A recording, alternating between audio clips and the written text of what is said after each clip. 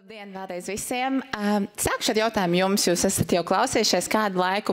Kurš ir piedalījies kāda procesa, pieejas, produkta izstrādē, kur šī jaunā pieeja mainīs to, kā lietas tikušas darītas līdz šim?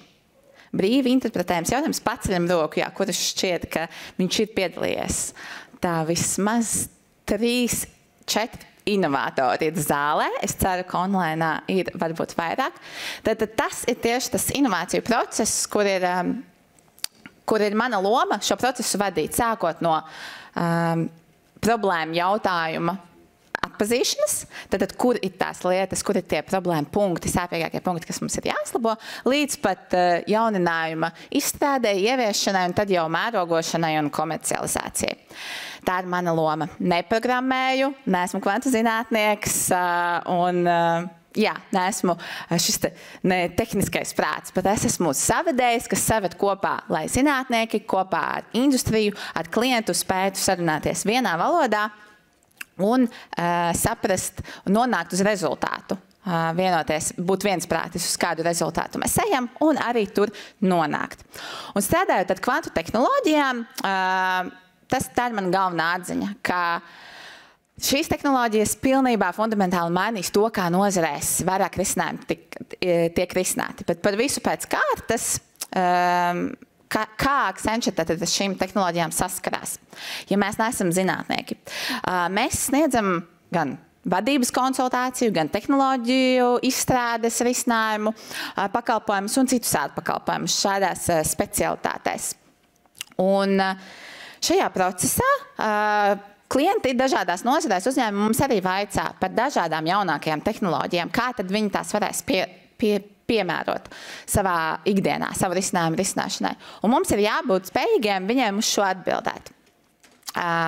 Mūsu lielā komanda ir vairāk kā 700,000 talantu visā pasaulē, 200 pasaules pilsētās. Un mēs apkalpojam 9,000 klientu. Un tas nav tikai Accenture apkalpo Amerikas klientus un Eiropas. Mēs visi strādājam kā viena liela komanda. Tas nozīmē, ka arī mūsu talantiem Latvijā ir sadarbība ar tiem pašiem klientiem, kas mūsu citiem kolēģiem visā pasaulē. Un ko tad mēs darām tieši ar kvantu tehnoloģijām?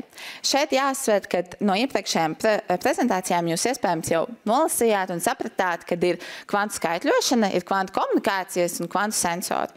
Un Accenture, kā šis pakalpojums sniedzējs, vairāk strādā tieši ar kvantu skaitļošanas metožu pielietošanu. Un tad jau kopš 2011. gadiem, kad šie agrīnās stadijas, NISK apzīmēts kā kvantu datori, mēģināja iztulkot latviski, bet redzēja, ka kvantu iniciatīvai arī kursos būs par NISK kvantu datoriem. Tā mēs varam apzīmēt. Tad agrīnie prototipi.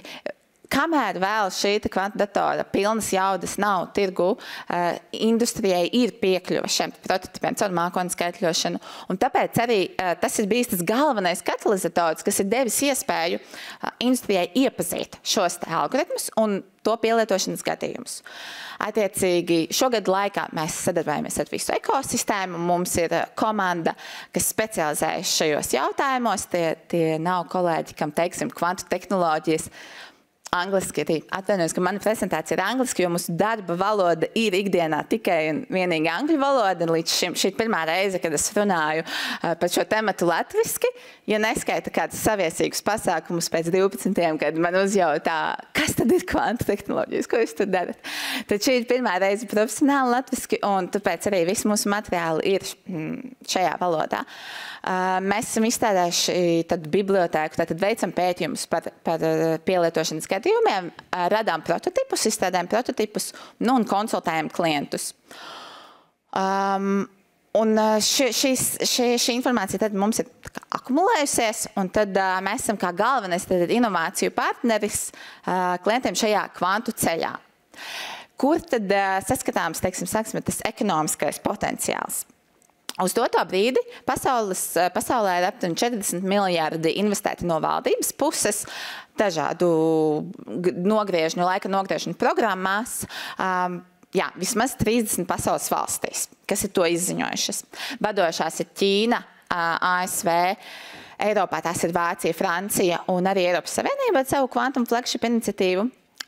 Manuprāt, kas ir svarīgi arī izcelt, ka starp šīm 30 pasaules valstīm, un kā mēs dzirdējām, valdes sākumā teica, ka pasaules kvantu diena notiek 60 valstīs, bet tikai 30 valstis ir tajās investējušas. Un Latvijas valdība un Latvijas kvantu iniciatīva ir viena no tām. Tad tas noteikti ir ļoti labs starts. Kā tad privātām investīcijām? Arī tur tiek sasniegt jau rekorda augsta investīciju apjoms. 2022. gadā tie bija 2,3 miljardi. Šeit ir daži no zināmākajiem jaunuzņēmumiem, kas saņēma lielākās investīcijas tajā gadā. Tie galvenokārt tomēr fokusējas uz šo iekārtu izstrādi, bet ir arī lietojuma programmu jaunu uzņēmumi. Un cik tad liela ir šī ekosistēma? Tie ir aptuveni 350 jaunu uzņēmumi, kas darbojas Latvijas jaunu uzņēmumu vidē. Zina, ka šobrīd Latvijā ir aptuveni 450 jaunu uzņēmumu. Tātad globāli kvantu tehnoloģiju ekosistēma ir tikpat liela kā Latvijā jaunu uzņēmumu ekosistēma. Bet vai mums ir 2,3 miljardi investēt Latvijas jaunu uzņēmumu ekosistēmā? Vēl nē. Un kur tad arī noslēdzošais par ekonomisko potenciālu, pēc aprēķiniem uz 2040. gadu šis tirgus būs 106 miljardi dolāru. Tātad investēts 40 no valdības, 2 no privātā sektora un vēl, kas nav aprēķināts, tas izslēdz šobrīd uzņēmumu, tās tiešās investīcijas, netiešās, ko viņi atvēl no saviem budžetiem. Tad kādos tad gadījumos šita naudiņa, kur tad viņa nāks, kur tas tirgus radīsies?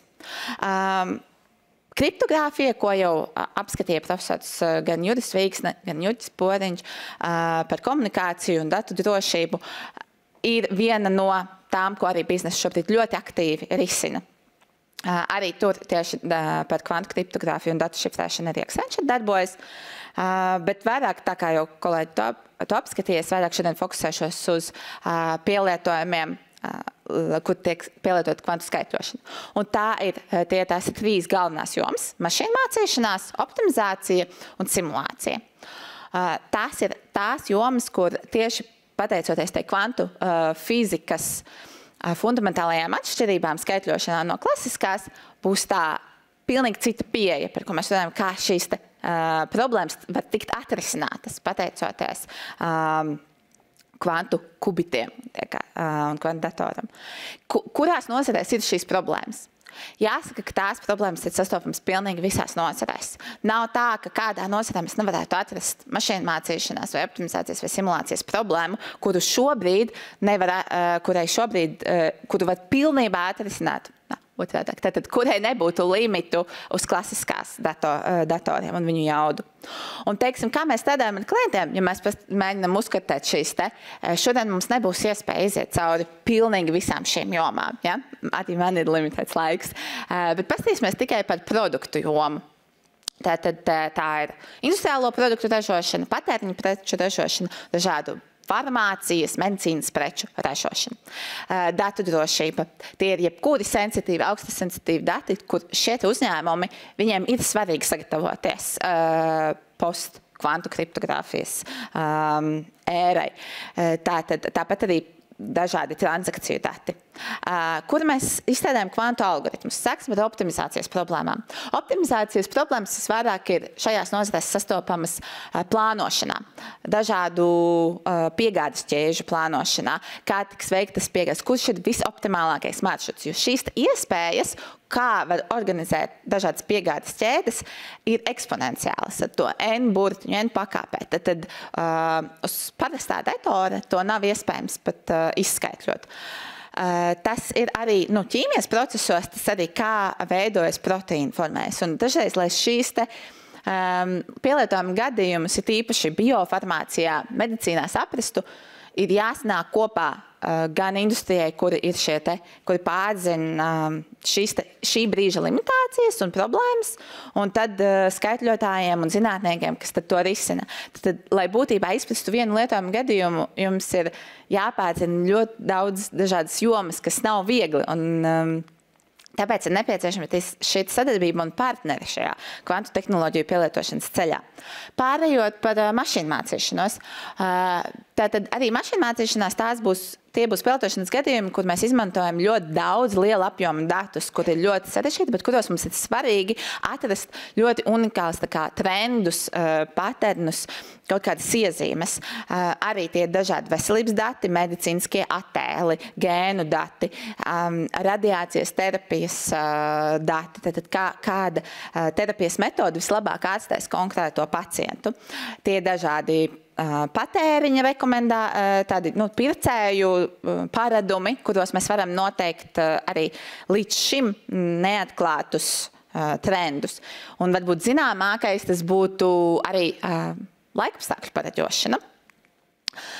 Tas ir mašīnu mācīšanās problēmas. Svarīgākais arī varbūt, ko uzsvērt, ka ne visas optimizācijas, mašīnu mācīšanās vai simulācijas problēmas aizstās kvantu datori. Tas būs tikai tās, kurām ir, kur klasiskās datoru jaudas vienkārši nespēja iegūt to augstāko precizitāti un ātrāko jaudu. Un tāpēc tiem uzņēmumiem ir jāsaprot, kuras tad mūsu gadījumā, pie kā mēs strādājam, kur ir tie gadījumi, kur ir tie dati, kuras ir tās problēmas. Un tāpat arī ķīmijā ļoti sarežģītas problēmas, jebkura molekulārā simulācija, jebkuru ķīmisko elementu sadarbība, savienošanās, tā simulācija, ko ar klasisko datoru nevar nosimulēt, bet kvantu fizika simulē dabas procesus, tad to var nosimulēt uz kvantu datoru. Daži piemēri, kuri tad ir tie uzņēmumi, kas jau ir investējuši un sākuši ar šo te, atraduši identificējuši savu pirmo prioritāro gadījumu un pie tā strādā, kur ir izziņojuši. Un ar vairākiem no tiem arī Accenture sadarbojas. Un kas ir svarīgi, daži no tiem varbūt ir zināmāki vārdi globāli, bet pozitīvi ir arī tas, ka vietējā ekosistēmā mēs redzējām, ka kvantu iniciatīvā ir iesaistījušies vairāki vietējie spēlētāji, kurus būtībā es varētu aizstāt arī šeit ar mūsu ekosistēmas uzņēmumu vārdiem, teikt, ka jā, šie ir tie priekšgājēji, kuri jau eksperimentē ar šīm tehnoloģijām. Tad kā mums pierādīt Accenture Latvijā un arī Latvijas universitātei, ka mēs spējam sadarboties ar iepriekš minētajiem uzņēmumiem, lai ar viņiem kopā palīdzētu viņiem saprast, izstrādāt jaunus kvantu algoritmus un viņus pielietot. Mums ir jādemonstrē, ka mēs uz to esam gan spējīgi, gan mums ir zināšanas. Un tāpēc arī Accenture uzsāka pilotu projektu kopā ar Latvijas universitāti un profesoru Ambēņa komandu un viņa pētniekiem. Un izvēlējāmies kā pirmo pilotu projektu pielietošanas gadījumu medicīnas datu analīzi, kur arī šobrīd tikai līdz konkrētam precizitātes līmenim var ar cilvēks ārsts identificēt slimības, un tad parādās cilvēciskā kļūda, kuru var asistēt mākslīgais intelekts. Lai ar klasisko mākslīgo intelektu uztrenētu šos modeļus, ir nepieciešams ļoti lielas jaudas, ļoti daudz dati.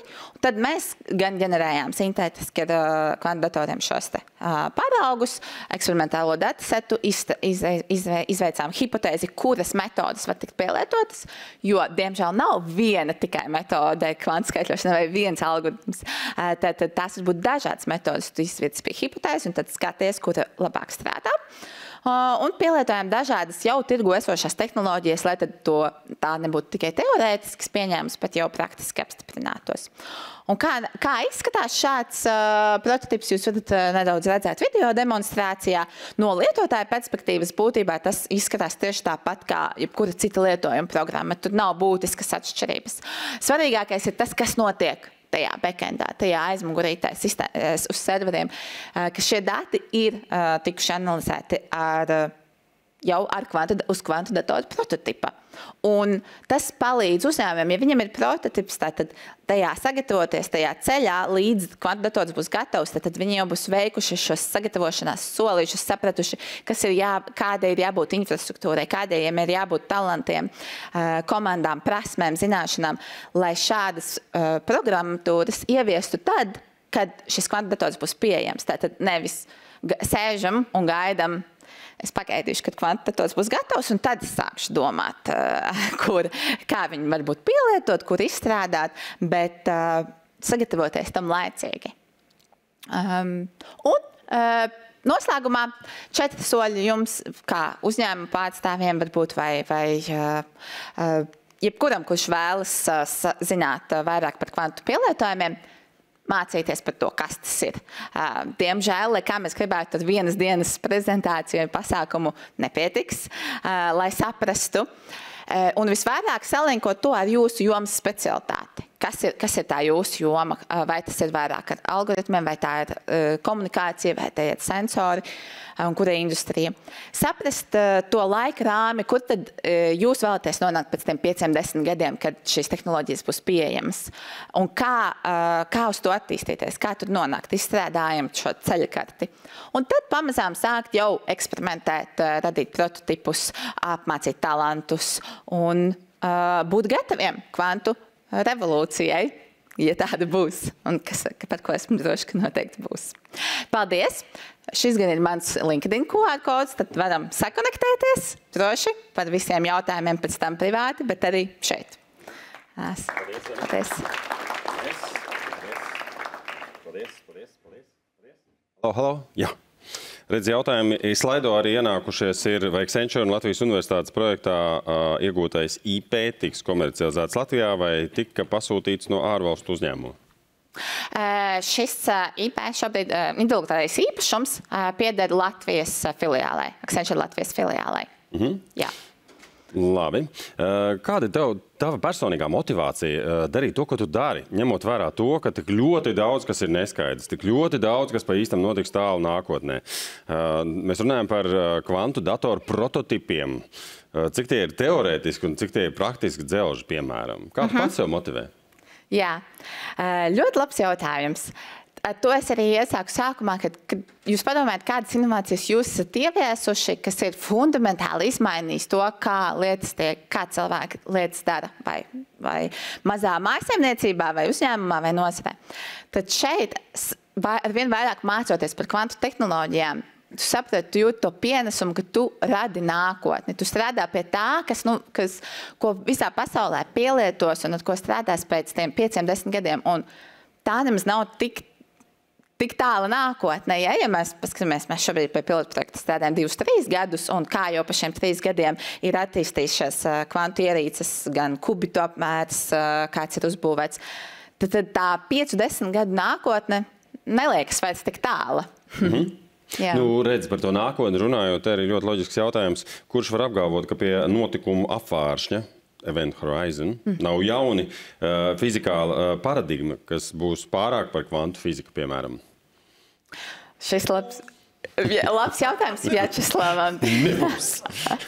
Visi slēdzam šo jautājumu vienreiz par visām reizēm. Nebūs. Labi, paldies. Es uzticēšos Vjačeslavam. Nebūs. Labi, paldies tev. Nu, un vēl viens jautājums. Vai kaut kur būs iespējams apskatīt prezentācijas? Skatāmies ierakstu.